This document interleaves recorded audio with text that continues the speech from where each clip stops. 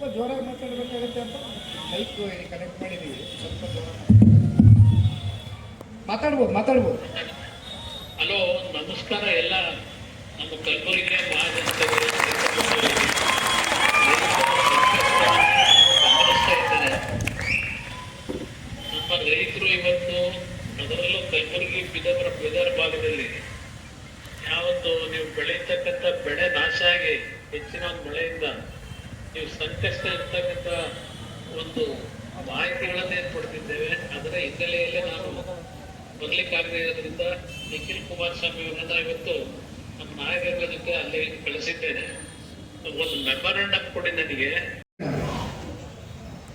ಈ ಸಂದರ್ಭದಲ್ಲಿ ನಾನು ನಿಮ್ಮೆಲ್ಲರಲ್ಲೂ ಹೇಳ್ತಕ್ಕಂಥದ್ದು, ಒಬ್ರು ಹಿರಿಯರು ಮಾತನಾಡ್ತಾ ಇದ್ರು, ಜೊತೆಯಲ್ಲಿ APMC ಅಧ್ಯಕ್ಷರು ಸಂತೋಷ್ ಅಣ್ಣ ಅವರು ಕೂಡ ಇವತ್ತು, ಮತ್ತೆ ಕಾಮರ್ಸ್ ನ ಅಸೋಸಿಯೇಷನ್ ಅವರು ಕೂಡ ಒಂದು ಮೆಮೊರಂಡಮ್ ನ ಕೊಟ್ಟಿದ್ದೀರಣ್ಣ. ಇದು ಕೇಂದ್ರದ ಮಂತ್ರಿಗಳು ಸನ್ಮಾನ್ಯ ಕುಮಾರಣ್ಣವರ ಗಮನಕ್ಕೆ ತಗೊಂಡು ಬಂದು ಕೇಂದ್ರದಿಂದ ಯಾವ ರೀತಿ ರೈತರಿಗೆ ಸ್ಪಂದನೆಯನ್ನ ಸಿಗ್ತಕ್ಕಂಥ ಒಂದು ಭರವಸೆಯನ್ನ ನೀವು ಮೂಡಿಸಬಹುದು ಅಂತಕ್ಕಂಥದ್ರ ಬಗ್ಗೆ ಇವತ್ತು ನಮಗೆ ಮನದಟ್ಟನ್ನ ಮಾಡಿಕೊಟ್ಟಿದ್ದೀರಿ. ಆ ವಿಚಾರವಾಗಿ ನಾನು ಸನ್ಮಾನ್ಯ ಕುಮಾರಣ್ಣ ಅವರ ಹತ್ರನೂ ಕೂಡ ನಾನು ಈಗಾಗಲೇ ಅವರಿಗೆ ಬಿಡುವಿನ ಸಮಯ ಇದ್ರೂ ಕೂಡ ನಾನು ಅವ್ರಿಗೆ ಹೇಳಿದ್ದೇನೆ, ಈ ತರ APMC ಯಾರಿಗೆ ಇವತ್ತು ಕಲಬುರಗಿ ಜಿಲ್ಲೆಗೆ ಭೇಟಿ ಕೊಡ್ತಾ ಇದ್ದೇನೆ. ನಿಮ್ಮ ನಿರೀಕ್ಷೆಯಲ್ಲಿ ಬಹಳಷ್ಟು ಜನ ಈ ಜಿಲ್ಲೆಯ ಈ ಭಾಗದ ರೈತರುಗಳು ಕಾದುಕೊಳ್ತಿದ್ದಾರೆ. ನಿಮ್ಮ ಕಡೆಯಿಂದನೇ ಅವ್ರಿಗೆ ಆತ್ಮವಿಶ್ವಾಸವನ್ನ, ಭರವಸೆಯನ್ನ ಮೂಡಿಸ್ತಕ್ಕಂಥ ಕೆಲಸ ನೀವು ಮಾಡಬೇಕು ಅಂತಕ್ಕಂಥ ಮನವಿಯನ್ನ ನಿನ್ನೆಯ ದಿನ ಕೂಡ ಇಟ್ಟಿದ್ದೇನೆ, ಈಗಲೂ ಕೂಡ ಮಾತನಾಡಿದ್ದೇನೆ. ನಾನು ನನ್ನ ಮಾತನ್ನ ಮುಗಿಸಿ ಆ ಕೂಡಲೇ ಸನ್ಮಾನ್ಯ ಕುಮಾರಣ್ಣ ಅವರಿಗೆ ನಿಮಗೆ ಫೋನ್ ಅನ್ನ ಕನೆಕ್ಟ್ ಮಾಡಿ ಮಾತನಾಡಿಸ್ತೇನೆ. ಒಂದು, ಇಲ್ಲಿ ಯಾವ ರೀತಿ ರೈತರ ಜಮೀನು, ನಿಮ್ಮ ಬೆಳೆ ನಾಶ ಆಗಿದೆ, ಆ ವಿಚಾರಕ್ಕೆ ಸಂಬಂಧಪಟ್ಟಂತೆ ತಾವು ಮಾತನಾಡಬೇಕಾದ್ರೆ ಸಮೀಕ್ಷೆಗಳು ವೈಜ್ಞಾನಿಕವಾಗಿ ಆಗಿಲ್ಲ ಅಂತಕ್ಕಂಥದ್ರ ಬಗ್ಗೆ ತಾವು ಚರ್ಚೆ ಮಾಡ್ತಾ ಇದ್ದೀವಿ. ಇದು ನನ್ನ ಗಮನದಲ್ಲೂ ಇದೆ. ಯಾಕೆಂದ್ರೆ ಈಗ 1,05,000 ಹೆಕ್ಟೇರ್ ಪ್ರದೇಶ ಬೆಳೆ ಹಾನಿ ಆಗಿದೆ ಅಂತಕ್ಕಂಥದ್ದು ಸರ್ಕಾರದ ಕಡೆಯಿಂದ ಅಧಿಕೃತ ಮಾಹಿತಿಯನ್ನ ಸಮೀಕ್ಷೆ ಮೂಲಕ ಬಿಡುಗಡೆ ಮಾಡ್ಕೊಂಡಿದ್ದಾರೆ. ಆದ್ರೆ ನಿಜಕ್ಕೂ ಪ್ರತಿಯೊಬ್ಬ ರೈತರ ಜಮೀನುಗಳಿಗೆ, ಹೊಲ ಗದ್ದೆಗಳಿಗೆ, ಕೃಷಿ ಪ್ರದೇಶಗಳಿಗೆ ಈ ರಾಜ್ಯ ಸರ್ಕಾರದ ಕಡೆಯಿಂದ ವೈಜ್ಞಾನಿಕವಾದಂತ ಒಂದು ಭೇಟಿಯ ಮೂಲಕ ಈ ಸಮೀಕ್ಷೆ ಆಗಿದ್ಯಾ? ಇದು ಪ್ರತಿಯೊಬ್ಬರನ್ನು ಕಾಡ್ತಾ ಇರ್ತಕ್ಕಂಥ ಒಂದು ಯಕ್ಷ ಪ್ರಶ್ನೆ. ಜೊತೆಯಲ್ಲಿ ಮತ್ತೊಂದು, ಇವತ್ತು GPS ನ ಸಿಸ್ಟಮ್ ಬಗ್ಗೆ ಒಂದು ಮಾತನಾಡ್ತಾ ಇದೆ. GPS ವೆರಿಫಿಕೇಶನ್ ಕರೆಕ್ಟ್ ಆಗಿ ಆಗ್ತಾ ಇಲ್ಲ.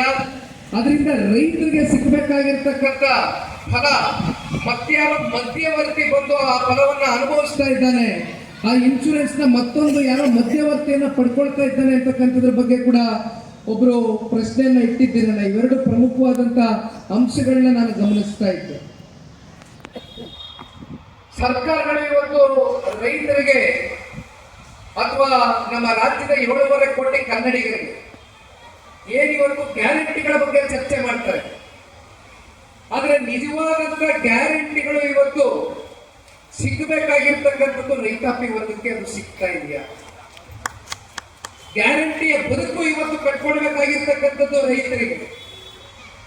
ರೈತರು ಈ ವರ್ಷ ಬೆಳೆ ಹಾಕ್ತಾರೆ, ಬೆಳೆ ನಾಶ ಆಗ್ತದೆ.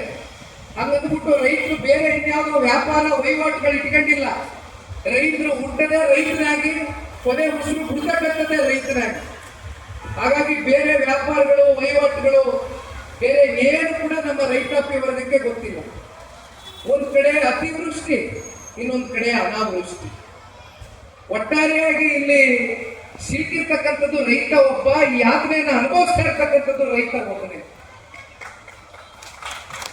ಗ್ಯಾರಂಟಿಗಳ ಹೆಸರಲ್ಲಿ ಇವತ್ತು ಸರ್ಕಾರಗಳು ದೇಶವ್ಯಾಪಿ ಹಲವಾರು ರಾಜ್ಯಗಳಲ್ಲಿ ಗ್ಯಾರಂಟಿ ಗ್ಯಾರಂಟಿ ಅಂತ ಮಾತನಾಡ್ತಾರೆ. ಅಂದ್ರೆ ಗ್ಯಾರಂಟಿಯ ಹೆಸರಲ್ಲಿ ಇವತ್ತು ನಮ್ಮ ಸರ್ಕಾರದ ಖಜಾನೆ, ನಮ್ಮ ರಾಜ್ಯದಲ್ಲಿ ಇವತ್ತು ನಮ್ಮ ರಾಜ್ಯ ಯಾಕೆ ಇದನ್ನ ಮತ್ತೆ ನಿಮ್ಗೆ ಬಹಳ ಗಂಭೀರವಾಗಿ ಹೇಳಲಿಕ್ಕೆ ಬಯಸ್ತೇನೆ ಅಂದ್ರೆ, ಅತ್ಯಂತ ಸಂಪತ್ಭರಿತವಾದಂತ ನಾಡು ನಮ್ಮ ರಾಜ್ಯ ಕರ್ನಾಟಕ ರಾಜ್ಯ. 4.5 ಲಕ್ಷ ಕೋಟಿ ಇವತ್ತು ಬಡ್ಜೆಟ್ ಕಳೆದ ವರ್ಷ ಮಾನ್ಯ ಮುಖ್ಯಮಂತ್ರಿಗಳು ವಿಧಾನ ಮಂಡಲದಲ್ಲಿ ಘೋಷಣೆ ಮಾಡಿರ್ತಕ್ಕಂಥದ್ದು ನೀವು ನೋಡಿದ್ದೀವಿ. ಆದ್ರೆ ನಿಜಕ್ಕೂ ಈ 4.5 ಲಕ್ಷ ಕೋಟಿ ಬಡ್ಜೆಟ್ ಎಲ್ಲಿಗೆ ಹೋಗ್ತಾ ಇದೆ? ಯಾತಕ್ಕೋಸ್ಕರ ಬಳಕೆ ಆಗ್ತಾ ಇದೆ? ಮಾತೆತ್ತಿದ್ರೆ ರೈತರು ಬೇಕು, ರೈತರು ಬೆನ್ನೆಲುಬು, ಎಲ್ಲ ಉದ್ದುದ್ದ ಭಾಷಣಗಳನ್ನ ಮಾಡ್ತಾರೆ ರಾಜಕೀಯ ಪಕ್ಷಗಳು. ಆದ್ರೆ ರೈತ ಸಂಕಷ್ಟದಲ್ಲಿದ್ದಾಗ ಅವರ ಬೆಂತಟ್ಟಿ ನಾವಿದ್ದೇವೆ, ಸರ್ಕಾರ ಇದೆ, ಧೃತಿಗೆಡಬೇಡಿ, ಅತಿವೃಷ್ಟಿಯಾಗಲಿ ಅನಾವೃಷ್ಟಿಯಾಗಲಿ ಇದರ ಹೊಣೆಗಾರಿಕೆಯನ್ನ ಜವಾಬ್ದಾರಿಯಿಂದ ಇವತ್ತು ನಾವು ಹೆಗಲ ಮೇಲೆ ಕರೆದು ರೈತರನ್ನ ಉಳಿಸ್ತೇವೆ, ಬದುಕಿಸ್ತೇವೆ ಅಂತಕ್ಕಂಥದ್ದು ಯಾವ್ದಾದ್ರು ಸರ್ಕಾರಗಳು ಇಲ್ಲಿವರೆಗೂ ಚರ್ಚೆ ಮಾಡಿದ್ದೀವಿ. ರೈತರ ಸಾಲ ಏನೋ ಕುಮಾರಣ್ಣ ಮನ್ನಾ ಮಾಡಿದ್ರಣ್ಣ. ಇವತ್ತು ವಿದೇಶಗಳಲ್ಲಿ ಇಸ್ರೇಲ್ ಅಂತಕ್ಕಂಥ ದೇಶದಲ್ಲಿ ತಂತ್ರಜ್ಞಾನ ಇವತ್ತು ಎಷ್ಟು ದೊಡ್ಡ ಮಟ್ಟಕ್ಕೆ ಬೆಳೆದಿದೆ ಅಂತಕ್ಕಂಥದ್ನ ಇವತ್ತು ಅಲ್ಲೋಗಿ ಸನ್ಮಾನ್ಯ ಕುಮಾರಣ್ಣ ಅವರು 2018 ವಿಧಾನಸಭಾ ಚುನಾವಣೆಯ 3 ತಿಂಗಳ ಹಿಂದೆ ಇಸ್ರೇಲ್ಗೆ ಭೇಟಿ ಕೊಡ್ತಾರೆ. ಅವ್ರು ಏನ್ ಹೇಳ್ತಾರೆ ಅಂದ್ರೆ, ನೋಡಪ್ಪ ರೈತರು ಸಾಲ ಮಾಡಿದ್ದಾರೆ, ಸರ್ಕಾರ ಆದಂತವರು, ಸರ್ಕಾರದಲ್ಲಿ ಕೂತಂತ ಮುಖ್ಯಮಂತ್ರಿಗಳು ಒಂದ್ ಸಲಿನೋ 2 ಸಲಿನೋ ಸಾಲವನ್ನ ಮಾಡಬಹುದು. ಆದ್ರೆ ಪದೇ ಪದೇ ರೈತರು ಸಾಲ ತಗೊಳ್ಳದೆ ಅಂತಕ್ಕಂಥ ನಿಟ್ಟಿನಲ್ಲಿ ತಗೊಂಡ್ರು ಕೂಡ ಅದನ್ನ ಸಾಲದ ಹೊರೆ ಅವನ ಹೆಗಲ ಮೇಲೆ ಬೆಳೆದಿಲ್ಲ. ಆ ಸಾಲವನ್ನ ತೀರಿಸ್ತಕ್ಕಂಥ ಒಂದು ಶಕ್ತಿ ತುಂಬಿಸ್ಬೇಕಾಗಿರ್ತಕ್ಕಂಥವ್ರು ಯಾರು? ರಾಜ್ಯ ಸರ್ಕಾರ ನಡೆಸ್ತಕ್ಕಂಥ ವ್ಯಕ್ತಿಗಳು ಅಂತ ಕಾರ್ಯಕ್ರಮದ ಮೂಲಕ ರೈತರನ್ನ ಸಬಲರಾಗಿ ಮಾಡ್ತಕ್ಕಂಥ ಒಂದು ಜವಾಬ್ದಾರಿ ಇದೆ. ಯಾಕೆ ಬೇರೆ ಬೇರೆ ವಿದೇಶಗಳಲ್ಲಿ ಹೊಸ ಹೊಸ ತಂತ್ರಜ್ಞಾನ ಇವೆಲ್ಲವೂ ಕೂಡ ಬಳಕೆ ಆಗಬೇಕಾದ್ರೆ ಯಾಕೆ ನಮ್ಮ ರಾಜ್ಯದಲ್ಲಿ ಅಂತ ಹೊಸ ಹೊಸ ಟೆಕ್ನಾಲಜಿಗಳನ್ನ ನಾವು ಇಲ್ಲಿ ಅಳವಡಿಸ್ಕೊಳ್ಳಕ್ ಆಗ್ತಾ ಇಲ್ಲ? ಯಾಕಂದ್ರೆ ಸರ್ಕಾರದಲ್ಲಿ ಕೂತಿರ್ತಕ್ಕಂಥ ವ್ಯಕ್ತಿಗಳಿಗೆ ನಿಜಕ್ಕೂ ರೈತರ ಬಗ್ಗೆ ಕಾಳಜಿ ಯೋಜನೆ. ಇವತ್ತು ನಮ್ಮ ಕರಿಯನ್ನವರ ಮತಕ್ಷೇತ್ರಕ್ಕೆ ಹೋಗಿದ್ವಿ.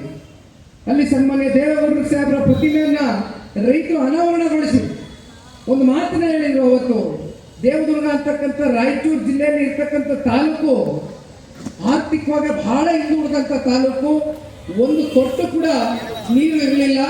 ಅದನ್ನ ಸಂಪೂರ್ಣವಾಗಿ ನೀರಾವರಿ ಪ್ರದೇಶವನ್ನು ಮಾಡ್ತಕ್ಕಂಥದಕ್ಕೆ ಕೃಷ್ಣಾ ಮೇಲ್ದಂಡೆ ಯೋಜನೆ ಮೂಲಕ ಸನ್ಮಾನ್ಯ ದೇವೇಗೌಡರು ಸಾಹೇಬರು ತಗೊಂಡಂತ ನಿರ್ಣಯ ಇವತ್ತು ದೇವದುರ್ಗ ತಾಲೂಕಿನಲ್ಲಿ ಎಲ್ಲಿ ನೋಡಿದ್ರು ಕೂಡ ಒಂದು ಕಡೆ ಹಸಿರು ಕ್ರಾಂತಿಯನ್ನ ಕಾಣ್ತಕ್ಕಂಥದ್ದಷ್ಟೇ ಅಲ್ಲ, ತಾಲೂಕು ನಾವು ನಗರ ಪ್ರದೇಶಕ್ಕೆ ಹೋಗಿ ಭೇಟಿ ಮಾಡಿದಾಗ ಅಲ್ಲಿ ವ್ಯಾಪಾರಗಳು, ವಹಿವಾಟುಗಳು ಇವತ್ತು ಎಷ್ಟು ದೊಡ್ಡ ಮಟ್ಟದಲ್ಲಿ ನಡೀತಾ ಇದೆ ಅಂತ. ಯಾಕೆಂದ್ರೆ ನೀರಿಲ್ಲ ಅಂತಕ್ಕಂಥದ್ದಾದ್ರೆ ಯಾರು ಏನು ಮಾಡ್ಕೊಳ್ಳಿಕ್ಕಾಗಲ್ಲ, ರೈತ ಏನೂ ಬೆಳಿಲಿಕ್ಕಾಗಲ್ಲ, ರಾಜ್ಯವು ಕೂಡ ಪ್ರಗತಿಯನ್ನ ಕಾಣಲಿಕ್ಕೆ ಸಾಧ್ಯ ಇಲ್ಲ. ಇಂಥ ದೂರದೃಷ್ಟಿ, ಒಳ್ಳೆ ಕಲ್ಪನೆಗಳನ್ನ ಒತ್ತಿ ಈ ಪ್ರಾದೇಶಿಕ ಪಕ್ಷವನ್ನು ಕಟ್ಟಿರ್ತಕ್ಕಂಥ ದೇವೇಗೌಡರು ಸಾಹೇಬರು, ಸನ್ಮಾನ್ಯ ಕುಮಾರಣ್ಣ, ಅದಕ್ಕೆ ಪೂರ್ವಕವಾಗಿ ಇವತ್ತು ರೈತರು ಸಂಕಷ್ಟದಲ್ಲಿದ್ದಂಥ ಸಂದರ್ಭದಲ್ಲಿ ಇವತ್ತು ನಾವೆಲ್ಲರೂ ಯಾತಕ್ಕೋಸ್ಕರ ಇಲ್ಲಿ ಬಂದು ಸೇರಿದ್ದೇವೆ ಅಂದ್ರೆ, ನಿಮ್ಮ ಸಮಸ್ಯೆಗಳನ್ನ ಆಲಿಸುವ ಮೂಲಕ ಇವತ್ತು ಇಲ್ಲಿನ ಉಸ್ತುವಾರಿ ಮಂತ್ರಿಗಳು ಒಂದು ಪತ್ರಿಕಾಗೋಷ್ಠಿಯನ್ನು ಮಾಡಿದ್ದಾರೆ. ಈಗ ತಾನೇ ನಾನು ಅವ್ರು ಏನು ಮಾತನಾಡೋದು ಅಂತಕ್ಕಂಥದ್ದು ಕೂಡ ನಾನು ವಿಷಯ ತಿಳ್ಕೊಂಡಿದ್ದೇನೆ. ಸನ್ಮಾನ್ಯ ಕುಮಾರಣ್ಣ ಅವರು ಕೇಂದ್ರದ ಬಳಿ ಮಾತಾಡಿ ರೈತರಿಗೆ ಮತ್ತಷ್ಟು ಪರಿಹಾರ ಒದಗಿಸ್ಕೊಡ್ಲಿ ಅಂತಕ್ಕಂಥದ್ದು ಹೇಳಿದ್ದಾರೆ. ಸಂತೋಷ, ಇದನ್ನ ತುಂಬ ಹೃದಯದಿಂದ ಸ್ವಾಗತ ಮಾಡ್ತೇನೆ. ಯಾಕೆ ಈ ವಿಚಾರವನ್ನ ಹೇಳಲಿಕ್ಕೆ ಬಯಸ್ತೇನೆ ಅಂದ್ರೆ, ಹಳೆ ಮೈಸೂರು ಭಾಗದಲ್ಲಿ, ಮೈಸೂರು ಜಿಲ್ಲೆನಲ್ಲಿ ಒಂದು 4 ರಿಂದ 5 ತಾಲೂಕು, ಹಾಸನ ಜಿಲ್ಲೆನಲ್ಲಿ ಅರ್ಕಲ್ಗೂಡು ಸೇರಿದಂತೆ ಒಂದು 5 ರಿಂದ 6 ವಿಧಾನಸಭಾ ಕ್ಷೇತ್ರದಲ್ಲಿ ತಂಬಾಕುವನ್ನು ಬೆಳೀತಾರೆ. ತಂಬಾಕುವನ್ನು ಬೆಳೀತಕ್ಕಂಥ ರೈತರಿದ್ದಾರೆ. ಆ ತಂಬಾಕುವನ್ನು ಬೆಳೆದಂಥ ರೈತರು ಈ ವರ್ಷ ಖರೀದಿ ಕೇಂದ್ರದಲ್ಲಿ ತಂಬಾಕುವನ್ನು ತಗೊಳ್ತಾ ಇಲ್ಲ ಅಂತಕ್ಕಂಥ ಆತಂಕದಿಂದ ನನಗೆ ಒಂದು ರೈತರ ಒಂದು ನಿಯೋಗ ಬಂದು ಭೇಟಿ ಮಾಡ್ತಾರೆ. ಆ ನಿಯೋಗವನ್ನು ಸನ್ಮಾನ್ಯ ಕುಮಾರಣ್ಣ ಅವ್ರ ಹತ್ರ ಕರ್ಕೊಂಡು ಹೋಗಿ ನಾನು ಭೇಟಿ ಮಾಡಿಸಿ ನವದೆಹಲಿಯಲ್ಲಿ ಸನ್ಮಾನ್ಯ ಕುಮಾರಣ್ಣವರು ಕೇಂದ್ರದ ಕೃಷಿ ಸಚಿವರಿಗೆ ಒಂದು ಮನವಿಯನ್ನು ಮಾಡ್ತಾರೆ. ದಯಮಾಡಿ ನಮ್ಮ ತಂಬಾಕು ಬೆಳೆದಿರ್ತಕ್ಕಂಥ ನಮ್ಮ ರಾಜ್ಯದ ರೈತರು ಕಷ್ಟದಲ್ಲಿದ್ದಾರೆ, ಹೇಗಾದ್ರೂ ಮಾಡಿ ಆ ತಂಬಾಕುವನ್ನು ಖರೀದಿ ಮಾಡ್ತಕ್ಕಂಥದಕ್ಕೆ ಒಂದು ಆದೇಶವನ್ನು ನೀವು ಹೊರಡಿಸಬೇಕು ಅಂತಕ್ಕಂಥದ್ದನ್ನ ಕೇಳಿದಂಥ ಸಂದರ್ಭದಲ್ಲಿ ತಂಬಾಕುವನ್ನು ಸಂಪೂರ್ಣವಾಗಿ ಖರೀದಿ ಮಾಡ್ತಕ್ಕಂಥದಕ್ಕೆ ಕೇಂದ್ರದ ಕೃಷಿ ಸಚಿವರಿಗೆ ಸನ್ಮಾನ್ಯ ಕುಮಾರಣ್ಣ ಅವರ ಒಂದು ಮನವಿ ಏನಿತ್ತು ಅದು ಸಂಪೂರ್ಣ ಆಯಿತು. ಅದಾದ ಮೇಲೆ ಮಾವು ಬೆಳೆಗಾರರು ನಮ್ಮ ಚಿಕ್ಕಬಳ್ಳಾಪುರ, ಕೋಲಾರ ಜಿಲ್ಲೆ, ಹಳೆ ಮೈಸೂರು ಪ್ರಾಂತ್ಯದಲ್ಲಿ ಮಾವು ಬೆಳೆಗಾರರು ಕೂಡ ಇದೇ ಸಂಕಷ್ಟದ ಪರಿಸ್ಥಿತಿಗೆ ಬಂದು ಆಗಲೂ ಒಂದು ಪತ್ರವನ್ನ ಬರೀತಾರೆ, ದೂರವಾಣಿ ಮೂಲಕ ಮಾತನಾಡ್ತಾರೆ. ಅಲ್ಲೂ ಕೂಡ ಸನ್ಮಾನ್ಯ ಕುಮಾರಣ್ಣ ಅವರೇ ಬಂದಂಥದ್ದು. ಇದನ್ನ ಯಾಕೆ ಹೇಳ್ತಾ ಇದ್ದೀನಿ ಅಂದ್ರೆ, ಇವತ್ತಿನ ಸರ್ಕಾರಗಳು ಮಾತಾಡ್ತಿದ್ರೆ ಕುಮಾರಣ್ಣ ಅವರು ಕೇಂದ್ರದಲ್ಲಿ ಸಚಿವರಿದ್ದಾರೆ, ಕುಮಾರಣ್ಣವರೇನು ಕೇಂದ್ರದಲ್ಲಿ ಕೃಷಿ ಸಚಿವರಲ್ಲ. ಆದರೆ ರೈತರ ಪರವಾಗಿ ಸಚಿವ ಸ್ಥಾನ ಇರಲಿ, ಸಚಿವ ಸ್ಥಾನ ಇಲ್ಲದೆ ಹೋಗ್ಲಿ, ಅಧಿಕಾರ ಇರಲಿ, ಅಧಿಕಾರ ಇಲ್ಲದೆ ಹೋಗ್ಲಿ, ರೈತರ ಪರವಾಗಿ ಧ್ವನಿ ಎತ್ತಕ್ಕಂಥ ಕೆಲಸ ಹಿಂದಿನಿಂದ ನಾವು ಮಾಡ್ಕೊಂಡು ಬಂದಿದ್ದೇವೆ. ನಮ್ಮ ಕೊನೆಯ ವರ್ಷದವರೆಗೂ ಕೂಡ ದೇವೇಗೌಡರ ಕುಟುಂಬ ಇದು ಮಾಡ್ಕೊಂಡು ಹೋಗ್ತೇವೆ ಅಂತಕ್ಕಂಥದ್ದನ್ನ ಬಹಳ ಸ್ಪಷ್ಟವಾಗಿ ಹೇಳ್ತೇನೆ. ಹಾಗಾಗಿ ಸನ್ಮಾನ್ಯ ಕುಮಾರಣ್ಣವರು ಕೂಡ ಮಾತನಾಡ್ತಕ್ಕಂಥದ್ದು ಇದೆಯಲ್ಲ, ಅದಕ್ಕಿಂತ ಮುಂಚಿತವಾಗಿ ರಾಜ್ಯ ಸರ್ಕಾರದ ಕಡೆಯಿಂದ 2 ಹೆಕ್ಟೇರು ಜಮೀನು ಪ್ರದೇಶವನ್ನ ಹೊಂದಿರತಕ್ಕಂಥ ರೈತರು, ಯಾಕೆಂದ್ರೆ ಇದು ನಿಯಮಾವಳಿಗಳಲ್ಲಿ ಮೆನ್ಷನ್ ಆಗಿರ್ತಕ್ಕಂಥ ವಿಚಾರ, 33%ಗಿಂತ ಅತಿವೃಷ್ಟಿಯಾಗಿ ಏನು ಬೆಳೆ ಹಾನಿ ಪ್ರದೇಶ ಇರ್ತದೆ, ಅದಕ್ಕೆ ಹತ್ತತ್ರ ನಿಮಗೆ ಈ ಬಾರಿ 650 ಕೋಟಿಯಷ್ಟು 2 ಹೆಕ್ಟರ್ಗಿಂತ ಕಮ್ಮಿ ಇರ್ತಕ್ಕಂಥ ಜಮೀನುಗಳು ಹೊಂದಿರತಕ್ಕಂಥ ರೈತರಿಗೆ ಸಿಕ್ಕಬೇಕಾಗಿರ್ತಕ್ಕಂಥ ಪರಿಹಾರ, ಮತ್ತೆ 2 ಹೆಕ್ಟೇರ್ಗಿಂತ ಹೆಚ್ಚು ಇರ್ತಕ್ಕಂಥ ರೈತರಿಗೆ 259 ಕೋಟಿ, ಒಟ್ಟಾರೆಯಾಗಿ 902 ಕೋಟಿ ರೂಪಾಯಿಯಷ್ಟು ಪರಿಹಾರ ಇವತ್ತು ನಿಮಗೆ ಸಿಕ್ಕಬೇಕಾಗಿದೆ. ಈ ವಿಚಾರಕ್ಕೆ ಸಂಬಂಧಪಟ್ಟಂತೆ ನಾನು ಸಾಕಷ್ಟು ಅಧ್ಯಯನವನ್ನು ಮಾಡ್ತಾ ಇದ್ದೇನೆ. ನಮಗೆ ನಿಮಗೆ ತಿಳಿದಾಗೆ ಹತ್ತತ್ರ 55% ಅಷ್ಟು ಶೇಕಡ ಈ ವರ್ಷ ಅತಿವೃಷ್ಟಿಯಿಂದ ಅತಿ ಹೆಚ್ಚು ಮುಂಗಾರು ಮಳೆ ಆಗಿ ಇವತ್ತು ಸಂಪೂರ್ಣವಾಗಿ ಒಂದ್ ಕಡೆ ತೊಗರಿ, ಒಂದ್ ಕಡೆ ನಿಮ್ಮ ಇದು ಹಸಿರು ಉದ್ದು, ಸೋಯಾಬೀನು, ಹತ್ತಿ ಇವೆಲ್ಲವೂ ಕೂಡ ಸಂಪೂರ್ಣವಾಗಿ ನಾಶ ಆಗಿದೆ. ಇದರ ಬಗ್ಗೆ ರಾಜ್ಯ ಸರ್ಕಾರದ ಜವಾಬ್ದಾರಿ ಜಾಸ್ತಿ ಇದೆ. ಇಲ್ಲಿಯವರೆಗೂ ನನಗೆ ತಿಳಿದ ಮಟ್ಟಕ್ಕೆ ನನಗೆ ಗೊತ್ತಿಲ್ಲ, ಇಲ್ಲಿರ್ತಕ್ಕಂಥ ಮಾಧ್ಯಮದ ಮಿತ್ರರು ಕೂಡ ನಿಮ್ಮ ಪರವಾಗಿ ಪ್ರಶ್ನೆಯನ್ನ ಮಾಡಬೇಕಾಗ್ತದೆ. ರಾಜ್ಯದ ಮಾನ್ಯ ಮುಖ್ಯಮಂತ್ರಿಗಳು ಕೃಷ್ಣಾ ಕಚೇರಿಯಲ್ಲಿ ಒಂದು VC ಅಂದ್ರೆ ವಿಡಿಯೋ ಕಾನ್ಫರೆನ್ಸ್ ಮೂಲಕ ಇಲ್ಲಿರ್ತಕ್ಕಂಥ ಜಿಲ್ಲಾಧಿಕಾರಿಗಳಿಗೆ ಒಂದು ಚರ್ಚೆಯನ್ನ ಮಾಡಿದ್ದು ಬಿಟ್ರೆ ಇಲ್ಲಿಯವರೆಗೂ ರಾಜ್ಯದ ಮುಖ್ಯಮಂತ್ರಿಗಳು ಬಿಡಿ ಆಯ್ತು, ಅವರು ಬೇರೆ ಬೇರೆ ಕಡೆ ಹೆಚ್ಚಾಗಿ ಸಮಯನ ಕೊಡಬೇಕಾಗ್ತದೆ. ರಾಜ್ಯದಲ್ಲಿ ಕೃಷಿ ಸಚಿವರು ಅಂತ ಒಬ್ಬರಿದ್ದಾರೆ. ಆ ಕೃಷಿ ಸಚಿವರು ರಾಜ್ಯಕ್ಕೆ ಕೃಷಿ ಸಚಿವರ, ಅಥವಾ ಅವ್ರ ತಾಲೂಕಿಗೆ ಕೃಷಿ ಸಚಿವರ, ಅಥವಾ ಅವ್ರ ಜಿಲ್ಲೆಗೆ ಮಾತ್ರ ಸೇರಿಸಿ ಕೃಷಿ ಸಚಿವರ ಅಂತಕ್ಕಂಥದ್ದು ನಮ್ಗೆ ಅರ್ಥ ಮಾಡ್ಕೊಳಕ್ ಆಗಿಲ್ಲ ಇಲ್ಲಿವರೆಗೂ. ಯಾಕೆಂದ್ರೆ ಮೊನ್ನೆ ರಾಯಚೂರಿನಲ್ಲೂ ಇದೇ ರೀತಿ ಮೆಕ್ಕೆಜೋಳ ಬೆಳೆದು ಖರೀದಿ ಆಗ್ಲಿಲ್ಲ ಅಂತ ಆಕ್ರೋಶಭರಿತವಾಗಿ ಅದನ್ನ ಎಲ್ಲ ರೈತರು ಚೆಲ್ಲಿದ್ದನ್ನ ಬೀದಿ ನೋಡಿದ್ವಿ. ಅವತ್ತು ಕೂಡ ಕೃಷಿ ಸಚಿವರು ಸರ್ಕಾರದ ಕಡೆಯಿಂದ ಬಂದು ಯಾವುದೇ ಚರ್ಚೆಯನ್ನ ಮಾಡಲಿಲ್ಲ, ಬರಲೂ ಇಲ್ಲ. ಕೊನೆಗೆ ಇವತ್ತು ಇಷ್ಟೆಲ್ಲ ಅನಾಹುತ ಆಗಿದೆ. ನಾನು ಹೋದ ವಾರನೇ ಬರಬೇಕು ಅಂತ ತೀರ್ಮಾನ ತೆಗೆದುಕೊಂಡೆ. ಆದರೆ ಮಂಡ್ಯ ಜಿಲ್ಲೆಯ ಮದ್ದೂರಿನಲ್ಲಿ ಒಂದು ಇನ್ಸಿಡೆಂಟ್ ಆಯಿತು ಗಣೇಶ ವಿಸರ್ಜನೆ ಕಾರ್ಯಕ್ರಮದಲ್ಲಿ. ಹಾಗಾಗಿ ನಾನು ಬರಲಿಕ್ಕೆ ಈ ವಾರ ಬಂದಿದ್ದೇನೆ. ಆದರೆ ನಾನು ಹೋದ ವಾರನೇ ಬರಬೇಕು ಅಂತ ಇದ್ದೆ. ಆದರೆ ಒಂದು ಸರ್ಕಾರದಲ್ಲಿ ಇರ್ತಕ್ಕಂಥ ಜವಾಬ್ದಾರಿಯುತವಾದಂಥ ಸ್ಥಾನದಲ್ಲಿ ಇರ್ತಕ್ಕಂಥ ವ್ಯಕ್ತಿಗಳು ಇವತ್ತು ಇಂಥ ಸಂದರ್ಭದಲ್ಲಿ ಬಂದು ಕನಿಷ್ಠ ಪಕ್ಷ ಒಂದು ಸೌಜನ್ಯತೆಯಿಂದ ನಡ್ಕೊಳ್ತಕ್ಕಂಥದ್ದು, ಒಂದು ಸಾಂತ್ವನವನ್ನು ಹೇಳಿ, ಒಂದು ಪರಿಶೀಲನೆಯನ್ನ ಮಾಡಿ ಇದನ್ನ ರಾಜ್ಯದ ಮುಖ್ಯಮಂತ್ರಿಗಳ ಗಮನಕ್ಕೆ ತಗೊಂಡು ಹೋಗ್ತೇನೆ, ಯಾಗಾದ್ರೂ ಮಾಡಿ ನಿಮಗೆ ಅಷ್ಟೋ ಇಷ್ಟೋ ಪರಿಹಾರವನ್ನು ಕೊಡಿಸ್ತೇನೆ ಅಂತಕ್ಕಂಥ ಕನಿಷ್ಠ ಅವರಲ್ಲಿ ಒಂದು ಕಾಳಜಿಯನ್ನು ತೋರಿಸ್ತಕ್ಕಂಥ ಒಂದು ಗುಣ ಇಲ್ಲ. ಇದು ಇಂಥ ಪರಿಸ್ಥಿತಿಯಲ್ಲಿ ಇವತ್ತು ಅಂತಿಮವಾಗಿ ಈ ಸಂಕಷ್ಟದಲ್ಲಿ ಸಿಕ್ಕಾಕೊಂಡಿರೋ ರೈತರು. ನಾನು ಸನ್ಮಾನ್ಯ ಕುಮಾರಣ್ಣ ಅವರಿಗೆ ದೂರವಾಣಿ ಮೂಲಕ ನಿಮಗೆ ಕರೆಯನ್ನ ಅವರು ನಿಮಗೆ ಮಾತನಾಡಲಿಕ್ಕೆ ಬಯಸ್ತಾರೆ.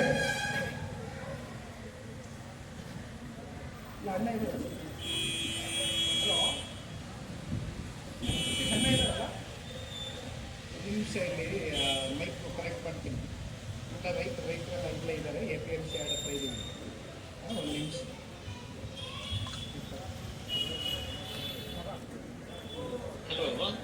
ಮಾತಾಡ್ಬೇಕು.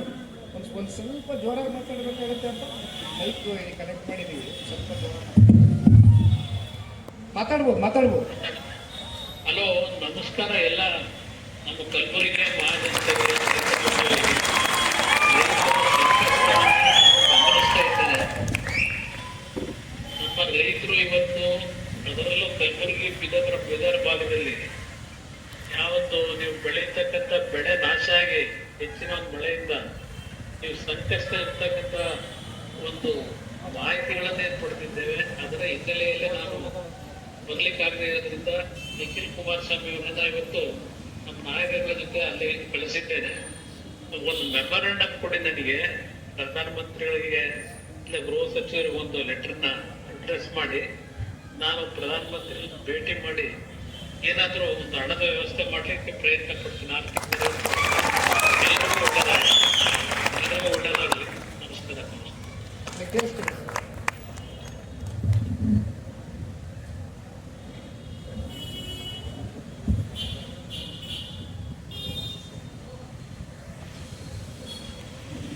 ಕೇಂದ್ರದ ಸಚಿವರು, ಮಾಜಿ ಮುಖ್ಯಮಂತ್ರಿಗಳು ಸನ್ಮಾನ್ಯ ಕುಮಾರಣ್ಣ ಅವರು ಈಗಾಗಲೇ ತಮ್ಮೆಲ್ಲರನ್ನು ಕುರಿತು ಒಂದು ಮೆಮೊರೆಂಡಮ್ನ ಕೊಡಲಿಕ್ಕೆ ಕೇಳಿದ್ದಾರೆ. ಹಾಗಾಗಿ ಮೆಮೊರೆಂಡಮು ಕೂಡ ಈಗಾಗಲೇ ನಮ್ಮ ಗಮನಕ್ಕೆ ನೀವು ತೆಗೆದುಕೊಂಡು ಬಂದು ಕೊಟ್ಟಿದ್ದೀರಣ್ಣ.